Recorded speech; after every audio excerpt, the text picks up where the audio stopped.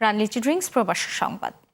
Malaysia, কাতার, Bahrain, Saudi আরবের Jeddah ও Oman প্রতিনিধির পাঠানো তথ্যচিত্রে প্রবাসী সংবাদ জানাচ্ছেন মোজাহিদ হাসান। জাতীয় চার নেতা হত্যার বিচার দাবিতে নগ্ন পদযাত্রা ও মানববন্ধন করেছে মালয়েশিয়া আওয়ামী লীগ হাংতুয়া শাখা। রাজধানী কুয়ালালামপুরের বাংলাদেশ হাইকমিশনে এই কর্মসূচি পালন করা হয়। এ সময় মালয়েশিয়া আওয়ামী লীগের আহ্বায়ক রেজাউল করিম রেজা ও হাংতুয়া আওয়ামী লীগের জাহাঙ্গীর, নাজমুল, হাফিজুর রানা সহ আওয়ামী লীগ ও সহযোগী সংগঠনের নেতাকর্মীরা উপস্থিত ছিলেন।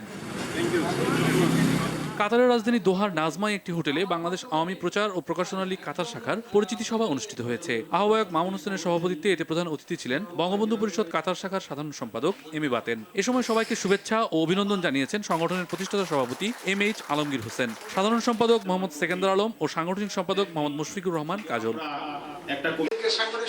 বাহরাইন আওয়ামী লীগ ইসা টাউন শাখা কমিটি আয়োজিত পরিচিতি সভায় নির্বাচিত কমিটির নাম ঘোষণা করা হয়।